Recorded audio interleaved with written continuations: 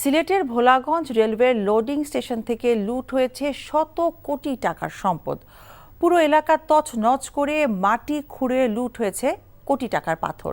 এসব লুটপাটে জড়িত থাকার অভিযোগ আছে দলীয় নেতাকর্মী, প্রশাসন ও আইন শৃঙ্খলা রক্ষাকারী বাহিনীর সদস্যদের বিরুদ্ধে। সিলেট থেকে সজল ছত্রীর রিপোর্ট, ক্যামেরায় ছিলেন আনিস রহমান। সিলেটের জনপ্রিয় পর্যটন স্পট সাদা পাথরের পাশেই ভোলাগঞ্জ রোপলাইনের লোডিং স্টেশন বা বাংকারের ৩৫৯ একর জমি অবকাঠামো সহ রেলের স্থাপনা ও যন্ত্রপাতি নিরাপত্তায় নিয়োজিত ছিল আনসার সদস্যরা। তবে তারা অবৈধভাবে পাথর উত্তোলন ও বিক্রির সাথে জড়িয়ে পড়লে ২০১২ সাল থেকে এই দায়িত্ব দেওয়া হয় রেলওয়ের নিজস্ব নিরাপত্তা বাহিনী আরএনবিকে। গত ৬ আগস্ট আরএনবি দলের উপর দুর্বৃত্তরা হামলা চালালে ৭ আগস্ট তাদের প্রত্যাহার করে নেওয়া হয়। এই সুযোগে রেলওয়ে রোপওয়ের গুরুত্বপূর্ণ মালামাল সহ প্রায় ১০০ কোটি টাকার মালামাল লুট করে দুর্বৃত্তরা। গাছ কেটে মাটি খুঁড়ে তছনছ করে রাখা হয়েছে সরকারি এই সংরক্ষিত অঞ্চল। এখানে যে রিমেনিং যে টিনের চাল প্লাস অ্যাঙ্গেল লোহার এগুলাও কিছু নাই, অনেকটুকুই নেই। তো সব মিলিয়ে আমরা আনুমানিক ৫০ থেকে ৬০ কোটি টাকার ক্ষতি আমরা ধারণা করছি।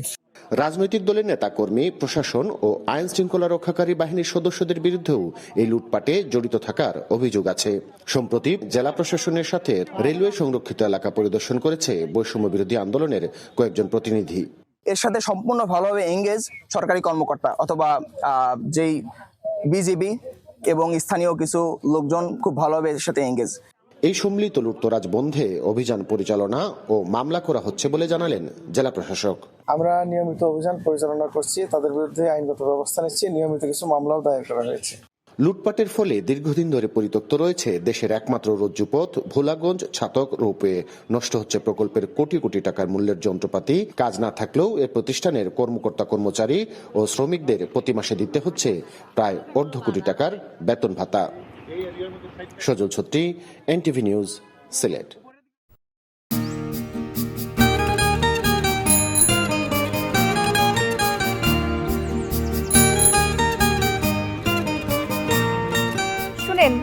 পুরুষ মানুষ তো এভাবে ভয় পেলে চলে না, মুখে সাহস রাখতে হয়। যা বলবেন সোজা সাপটা বলবেন।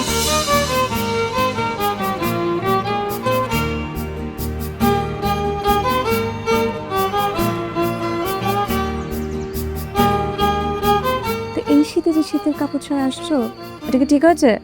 তোমাকে দেখার পর থেকে আমার জীবন থেকে শীত, গ্রীষ্ম, বর্ষা সব চলে গেছে, শুধুমাত্র তুমি আছো।